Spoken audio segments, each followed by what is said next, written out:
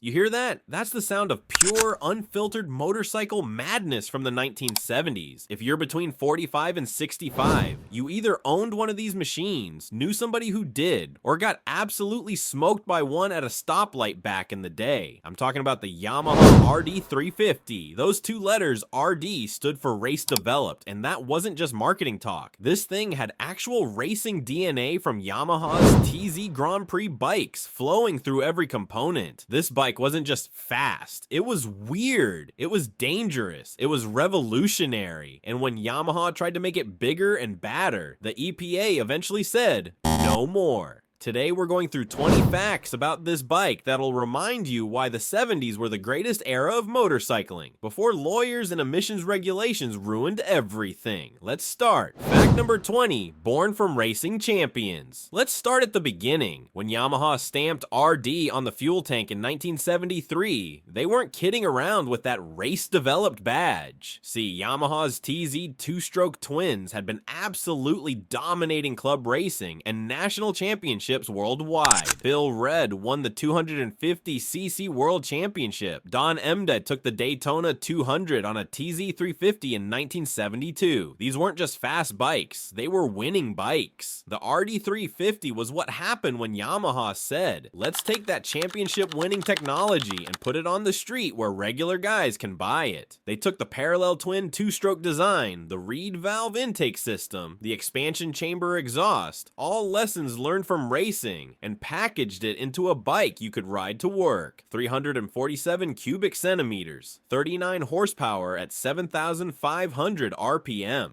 weighed about 350 pounds wet. Now, 39 horsepower doesn't sound like much today, but in 1973, in a bike that light, making power like a two-stroke, it was enough to make guys on bigger bikes very, very nervous. The RD350 hit dealerships in 73 for $839. Less than $1,000 for a bike with championship pedigree. That's why they flew off the showroom floors. Fact number 19, it could smoke bikes twice its size. Here's something that drove guys with big bikes absolutely crazy. You'd pull up to a light on your brand new Honda CB750, your Kawasaki H2, maybe even a Harley Sportster, and next to you would be this kid on what looked like a 350. You'd barely notice it. Then the light turns green, and that little Yamaha would absolutely murder you off the line. Quarter mile in the low 14s. Top speed over 100 miles per hour from 350cc. No, four-stroke guys never understood two-strokes. They'd look at the displacement and think they had you beat. What they didn't get is that a two-stroke fires every revolution, not every other revolution. That RD350 was making power like a 650 or 750 four-stroke, but it weighed about 150 pounds less. The math was simple, and it was brutal. One magazine test from 1973 had it doing 0 to 60 in just over 5 seconds. The Honda CB350 four-stroke of the same year, over 7 seconds. The RD wasn't just faster, it was embarrassingly faster. Fact number 18, the Autolube system that changed everything. Now, if you rode two strokes before the RD, you know what a pain they could be. You had to premix your fuel and oil, 32 to 1, 40 to 1, whatever ratio your bike needed. Forget to mix it, seized engine. Mix it wrong, fouled plugs, or a cooked piston. Plus, you had to carry around a bottle of two-stroke oil everywhere you went. But Yamaha had this system called Autolube. The bike had a separate oil tank mounted under the seat, and it would automatically inject the right amount of oil into the fuel system based on throttle position and RPM. More throttle meant more oil. Cruising meant less oil. The system did all the thinking for you. This made the RD350 practical for everyday use. You could commute on this thing. Just pull up to any gas station, fill it with regular pump gas, and ride. No mixing, no measuring, no hassle. It's not the most exciting feature we'll talk about today, but it's one of the reasons the RD350 became so popular. You got race bike performance without the race bike maintenance routine. Well, mostly. Which brings us to our next fact. Fact number 17. Every owner carried spare plug. If you owned an RD350, you got real familiar with spark plugs. Two strokes burn oil by design. That's how they stay lubricated. And all that oil going through the combustion chamber means carbon buildup on the plugs. Short trips were the worst. You'd start it up, ride it 2 miles to the store, park it, and you'd just foul the plug. The bike would start running like garbage, missing and popping and coughing until you pulled over and swapped them out. Most RD riders carried spare plugs in their jacket pocket or under the seat.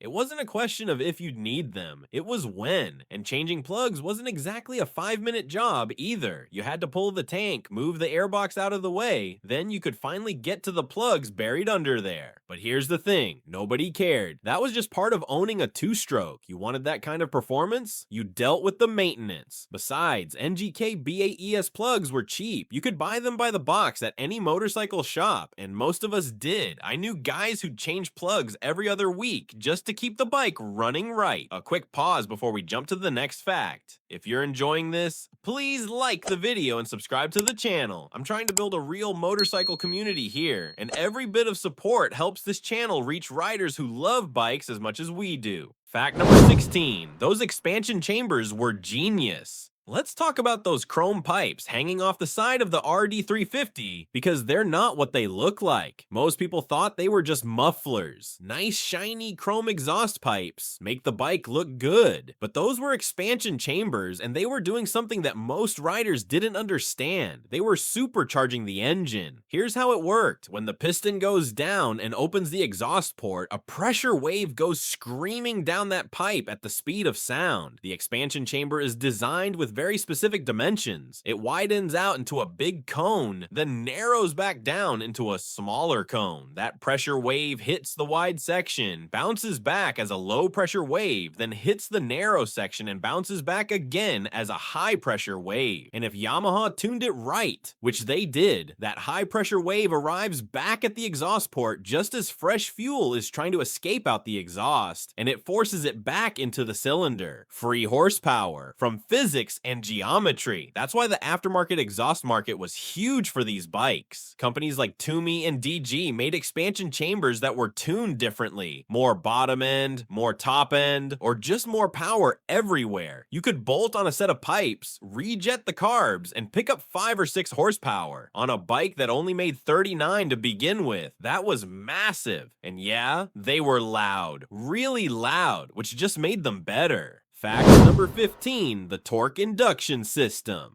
Here's something Yamaha did that was pretty clever, and most riders had no idea it was even there. The RD350 had something called the torque induction system. Sounds fancy, right? What it actually was, a resonance chamber built into the intake manifold between the reed valves and the carburetors. This chamber created a pressure wave in the intake tract, similar to what the expansion chambers did on the exhaust side. It smoothed out the power delivery at low RPM and helped the bike run cleaner when you weren't wringing its neck. One tester at the time said it allowed hairy intake timing without the motor suffering from low speed indigestion. That's a great way to put it. Without this system, the RD would have been even more of an on-off light switch than it already was. The torque induction gave it some usability down low, so you weren't constantly fighting to keep it in the power band. It also meant the bike didn't need to be pre-mixed with oil. The auto lube system could work properly because the engine could actually run cleanly at low RPM. This is the kind of engineering that separated Yamaha from the competition. They were building fast bikes that you could actually use every day. Fact number 14, the 6-speed gearbox. In 1973, most motorcycles had 5-speed transmissions. The RD350 had 6. Now you might think that's not a big deal. One extra gear, so what? But remember what we're going to talk about in a minute, that narrow power band. You needed to keep the engine spinning between 6,000 and 8,000 RPM to make good power. With only 5 gears, you'd have these gaps where you'd shift, drop out of the sweet spot, and lose momentum.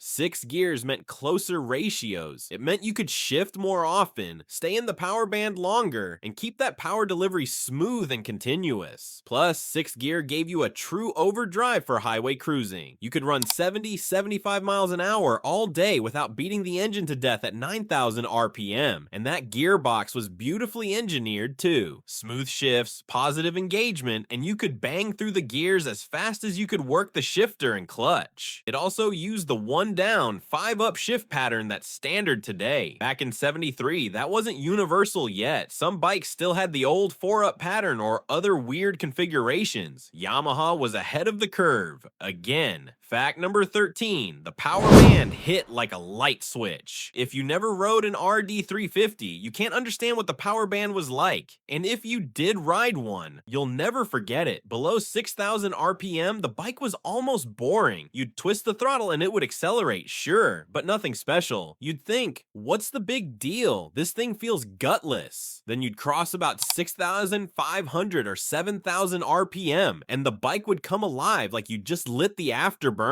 The front end would get light, the engine would start screaming, and suddenly you were accelerating harder than you've ever accelerated in your life. It wasn't gradual, it was violent. 1 second you're cruising, the next second you're holding on for dear life. If you weren't ready for it, it could be downright scary. I heard about a guy who test rode one in '74. Dealer told him to be careful with the throttle. Guy nodded, rode off, hit the power band in first gear, coming out of the parking lot, and looped it right there. Bike went over backwards, landed on him. He still bought it. That narrow power band was both the RD350's greatest feature and its biggest problem. You had to keep the engine between 6,500 and 8,000 RPM to make power, which meant you were constantly shifting, constantly working the gearbox. But when you were in the zone, in the power band, hammering through the gears, there was nothing else like it on the street, nothing. Fact number 12, the blue smoke signature. You could always tell when an RD was coming. You'd smell it first, that sweet, distinctive smell of burning two-stroke oil mixed with gasoline. Then you'd see the blue haze hanging in the air. Two-strokes burn oil. That's just how they work. And the RD350, with its auto lube system pumping oil into the cylinders,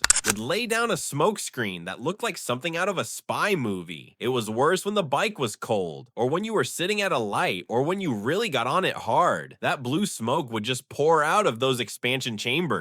People hated it. The EPA hated it. Environmentalists hated it. Your neighbors hated it. Guys in cars behind you at stoplights definitely hated it. But RD riders, we loved it. That blue smoke meant you were riding a real motorcycle, not some emission-strangled appliance. It meant you were burning oil and making power and doing things that normal bikes couldn't do. Plus, it marked your territory. You'd ride through town and there'd be this blue haze hanging over your route like a trail showing exactly where you'd been. Today, that blue smoke is illegal in most places. Back then, it was just Tuesday. Fact number 11, it dominated street racing in the mid-70s. Stoplight racing was huge. Guys would line up at red lights, and when it turned green, it was game on. And the RD350 was the king of the stoplight Grand Prix. It didn't matter what you were riding. CB750, gone. Kawasaki KZ900, see you later. Even the Kawasaki H2 Triple with 750cc, bikes with twice the displacement, had a hard time hanging with the RD off the line. The lightweight frame, the instant power from the two-stroke engine, that 6-speed gearbox, it all added up to a bike that was built for short, violent bursts of acceleration. Of course, street racing was illegal then, and it's illegal now. But let's be honest, half the guys who bought RD350s bought them specifically because they knew they could smoke anything at a stoplight. Yamaha never advertised this capability, but they knew. They absolutely knew what these bikes were being used for, and they built them accordingly. That reputation is part of what made the RD legendary. It wasn't just fast, it was unbeatable in the kind of racing that actually mattered to young guys in the 70s. Fact number 10, the Rapid Death nickname. Some people started calling it the Rapid Death 350. Was that fair? Probably not, but you have to understand, this was a bike that could do 100 miles an hour, accelerate like a race bike, and weighed less than a Sportster. And it was being sold to 18-year-old kids who'd never ridden anything faster than a Honda 360. The combination of that explosive power band, the light weight, and we'll get to this in a minute, the inadequate brakes meant that inexperienced riders could get themselves into trouble real quick. You'd hit the power band in first gear, and if you weren't ready, that front wheel was coming up. Get on the throttle hard mid-corner, and the back end would step out on you. Grab a handful of brake at speed, and you'd find out real fast that the brakes weren't quite up to the task. Was the bike dangerous? No more dangerous than any other fast motorcycle, but it was less forgiving than most. It rewarded skill and punished mistakes. And yeah, some guys got hurt. Some bikes got wrecked. That's what happens when you give people access to this kind of performance without any training requirements. But the nickname stuck, and honestly, some riders wore it as a badge of honor. Fact number 9. The brakes were terrible. Speaking of brakes, let's talk about the RD350's biggest weakness. The bike came with a single disc up front and a drum brake in the rear. That front disc was decent for cruising around town, but when you started using the bike's performance, you'd realize real fast that one disc wasn't enough. You'd be screaming down the road at 80, 90 miles an hour, see a red light or a cop or a deer, grab the front brake, and, well, not nothing, but not enough. Not nearly enough. That single disc would heat up, the pad would start to glaze over, and you'd be along for the ride whether you liked it or not. Yamaha figured it out in later models. They added bigger rotors, better pads, dual discs on some versions, but by then, the damage was done. The RD's reputation was set. Fast as hell, stops when it feels like it. A lot of guys upgraded the brakes immediately after buying the bike. Bigger rotors, braided steel lines, better pads, sometimes even dual discs if you could find the parts. It helped, but it never quite matched the engine's performance.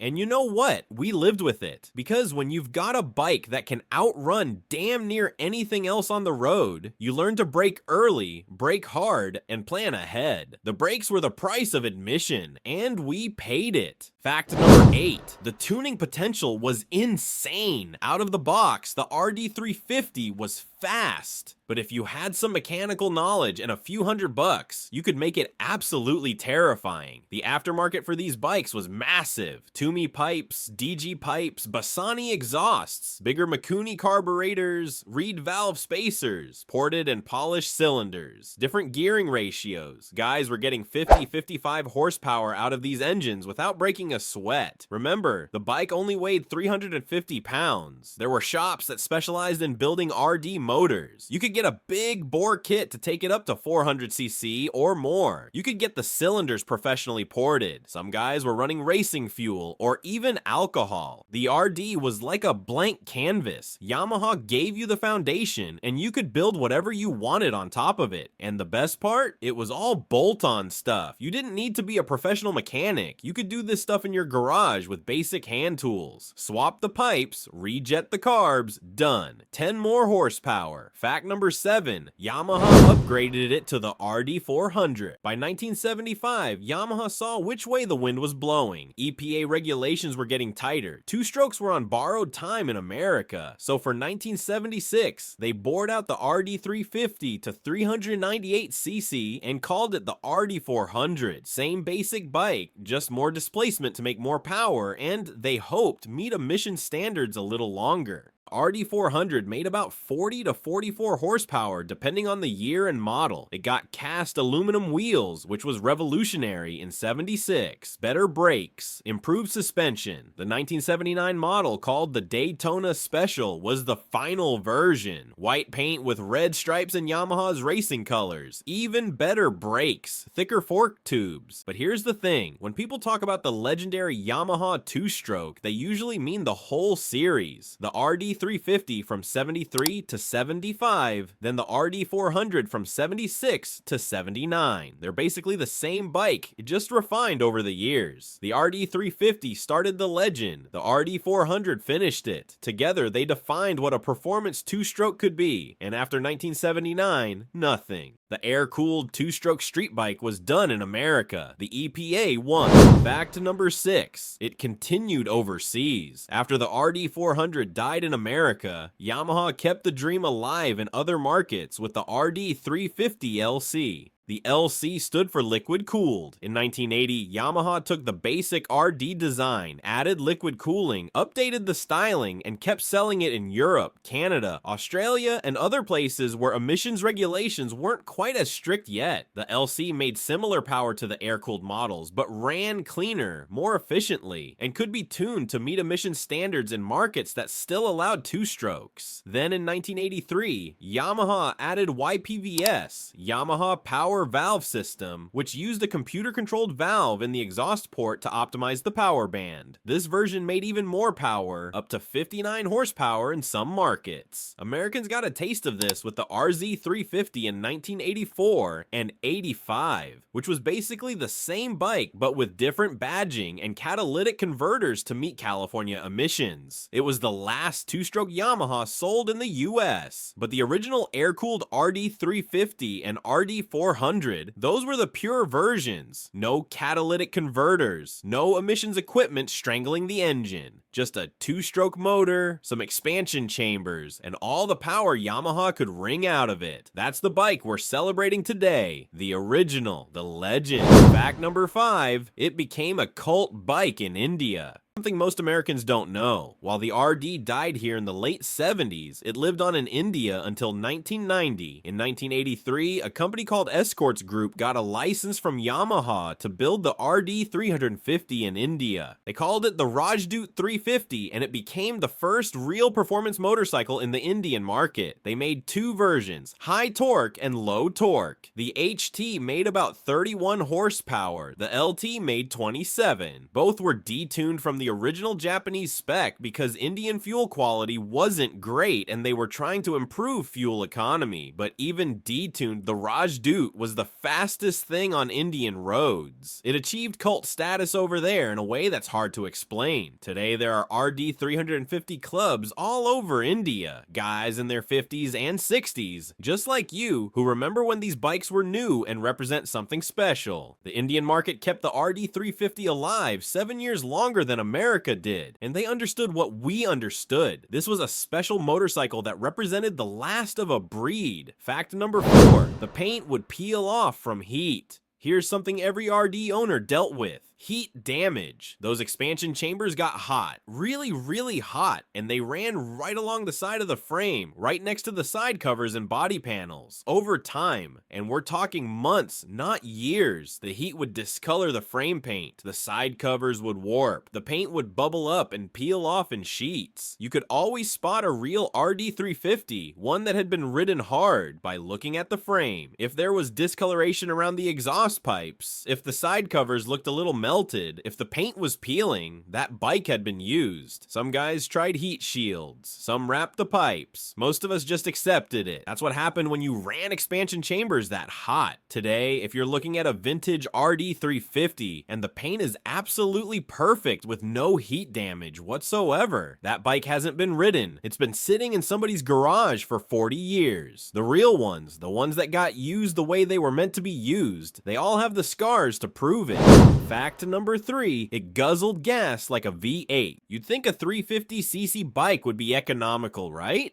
Maybe 50-60 miles per gallon, not the RD350. If you rode it the way it was meant to be ridden, high in the RPM range, in the power band, accelerating hard, you'd be lucky to get 30 to 35 miles per gallon. Some guys reported even worse. That's worse than a lot of 750cc 4-strokes. Worse than some Harleys from a 350. Why? Because 2-strokes are inefficient by design. You're literally blowing unburned fuel out the exhaust port during the scavenging process. The expansion chambers recover some of it, but not all of it. Plus, if you're running the bike at 7,500 RPM all the time, which is where it made its power, you're burning fuel at 7,500 RPM all the time. Nobody bought an RD350 for gas mileage, but it was still a shock the first time you filled up the tank and realized you'd only gone 90 miles. On the bright side, the tank wasn't that big, so filling up didn't cost much. But you were filling up a lot. Fact number 2, the sound. We need to talk about the sound. A two-stroke doesn't sound like anything else. It's high-pitched, raspy, almost like a chainsaw. At idle, it's got this irregular staccato bark. At full throttle, it's a scream that you can hear from blocks away. The RD350's twin cylinders, both firing at the same time, created this distinctive ring-ding sound that became the bike's signature. And when you had aftermarket expansion chambers, forget about it. You'd wake up the whole neighborhood just starting the bike. Your neighbors would know exactly when you left for work in the morning, but that sound meant something. It meant this was a real motorcycle, a performance machine, not some quiet emissions-compliant appliance designed to offend nobody. It meant you were riding something special, something with character, something that didn't apologize for what it was. Today, you hear an RD fire up at a vintage bike show, and guys in their 50s and 60s will stop dead in their tracks, because that sound takes them right back to 1974, sitting at a stoplight waiting for green,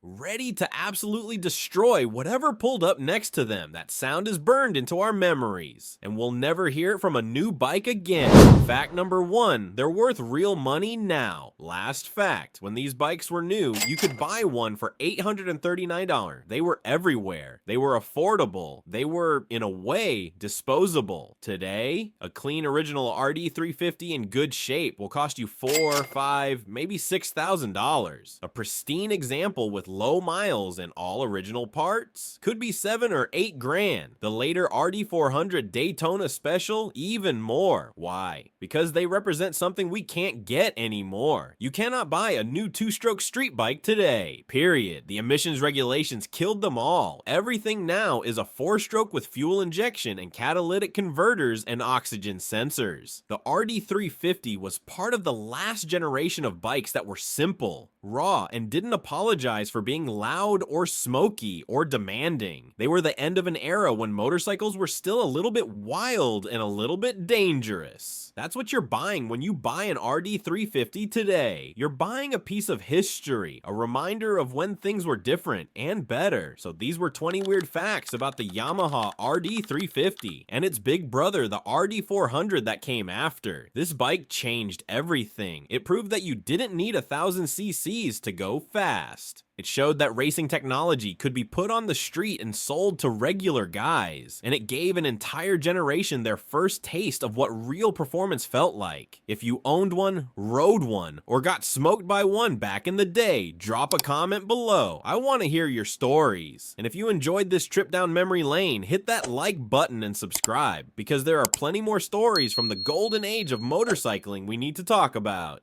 Thanks for watching, and I'll meet you with the next motorcycle story.